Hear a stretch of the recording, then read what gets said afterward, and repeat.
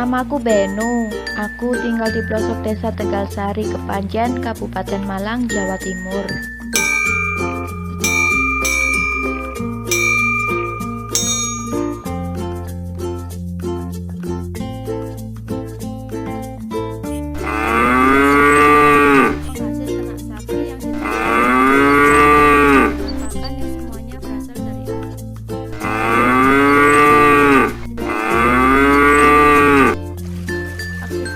Masuk ke desaku hanya satu dan seringkali sulit dilintasi ketika musim hujan karena air sungai yang dapat secara tiba-tiba meluap.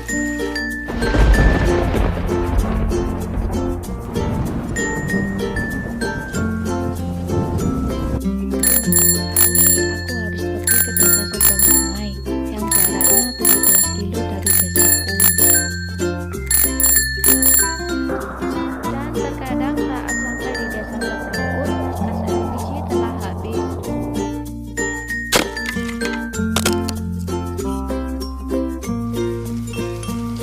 Sebelum menggunakan gas, kami bisa menyalakan sumbu api dengan kayu bakar yang berasal dari hutan sekitar desa.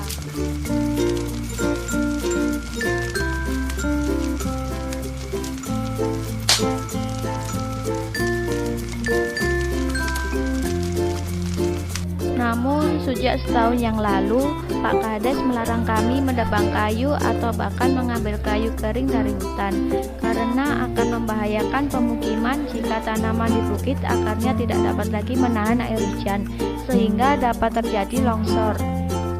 Kami mematuhinya karena potensi bencana bisa terjadi karena kami seringkali tidak dapat membedakan mana kayu yang boleh kami ambil dan yang tidak boleh.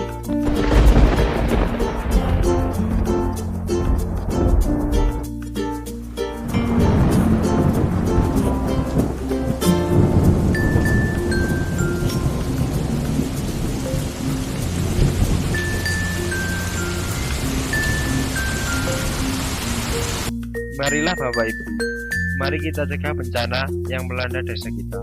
Tapi gimana caranya kami bisa masak, Pak Kades?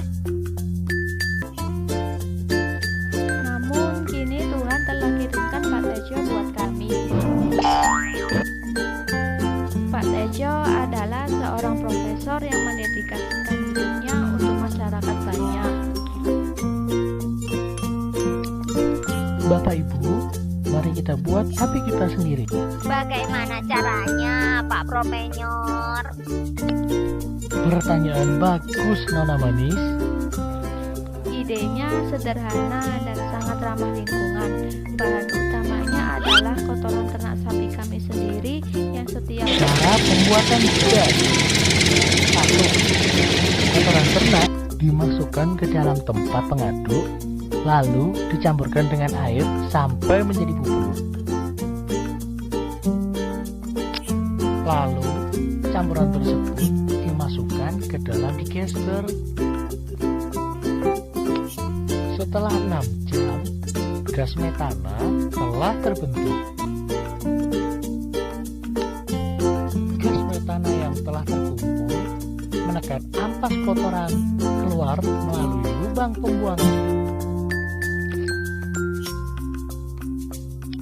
Selanjutnya, digester hanya dipenuhi oleh gas metana.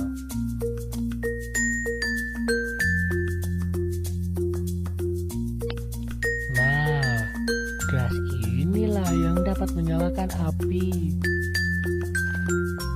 Demikian teman-teman, itu adalah kisah kami bagaimana hingga memiliki energi alternatif kompor biogas.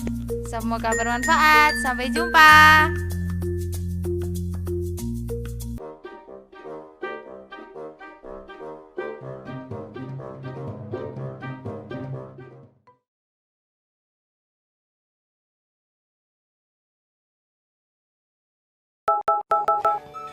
Perkenalkan, ini tempat di mana si dokter bekerja, yang di mana ia akan mengunjungi suatu tempat. Perkenalkan, ini dokter Dre yang sangat dermawan ini dan yang ganteng sekali. Beliau adalah dokter umum yang melakukan kunjungan ke suatu tempat. Oh, ternyata dokter Dre telah tiba di suatu pinggiran kota itu. Ternyata lingkungan itu sangat tidak terawat bagaikan tempat pembuangan akhir sampah. Tempat yang sangat kotor, banyak sampah yang menumpuk di luar rumah sehingga membuat bau yang tidak sedap. Sampah-sampah ini akan membuat kuman berkembang biak dan pencemaran virus-virus yang sangat besar. Sampah ini bila semakin menumpuk akan membuat keadaan yang tidak mengenakan. Selokan yang menggenang ini akan ditempati nyamuk yang suka di tempat lembab. Apalagi bila hujan mengguyur bisa mengakibatkan banjir bandang. Tak lama lagi pinggiran kota ini akan ada suatu gejala penyakit, terutama penyakit demam berdarah yang diakibatkan oleh sampah dan selokan yang menggenang tadi.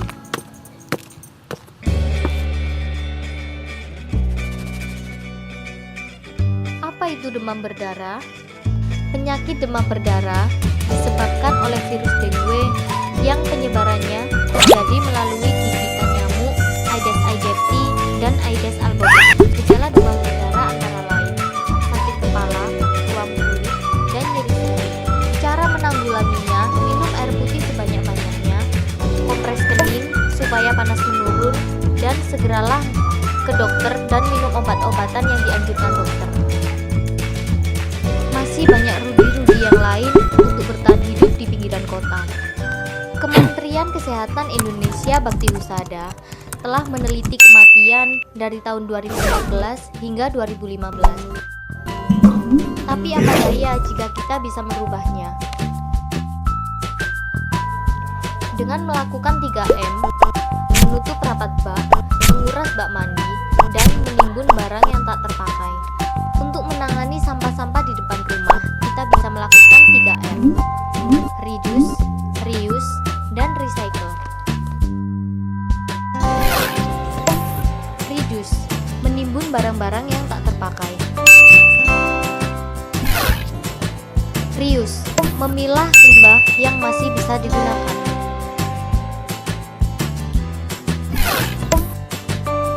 Recycle, mendaur ulang barang yang tak terpakai.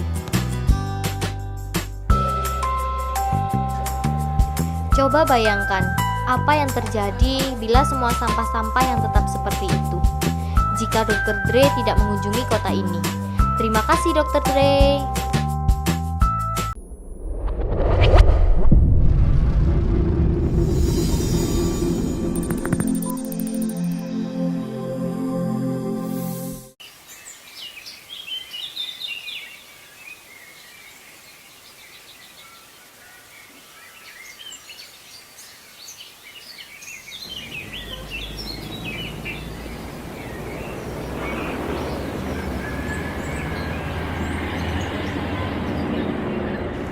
Andi, seorang pemuda penjual koran yang selalu semangat untuk mencari uang.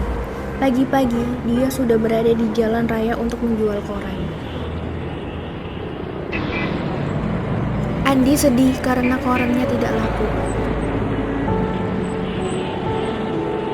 Andi memutuskan untuk istirahat di halte, dan pada waktu itu ada seorang preman yang duduk santai di halte. Kenapa? Ada masalah? Iya bang, hari ini jualan koran saya tidak laku, gak seperti biasanya. Aku ada kerjaan nih, kamu mau nggak? Penghasilannya lumayan, daripada jualan koran, penghasilannya sedikit. Kerja apa bang? Astagfirullah, itu pekerjaan haram bang. Percuma rezeki banyak, tapi dengan cara tidak halal. Banyak omong kau. Preman memukul Andi, karena menurut preman, Andi so bijak. Andi pulang, dan waktu perjalanan, Andi melihat pengemis.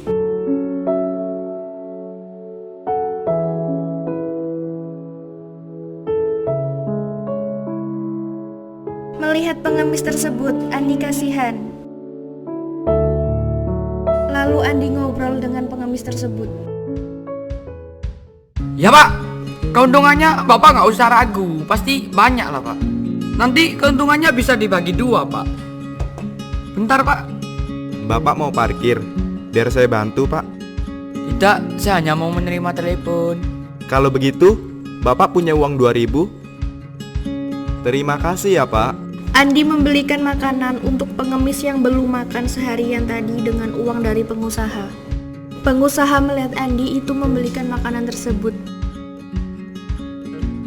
Hei! Itu siapa? Itu pengemis yang belum makan seharian, Pak. Uang yang 2000 tadi?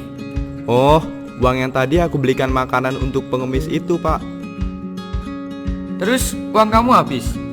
Ya udah begini, kamu saya kasih uang jajan saja. Aduh, tidak usah, Pak. Sebenarnya ibu saya melarang untuk meminta-minta. Makanya saya tadi menawari Bapak dengan parkir. Ya udah, Pak, saya pergi dulu. Assalamualaikum. Ternyata masih ada anak baik ya di zaman now.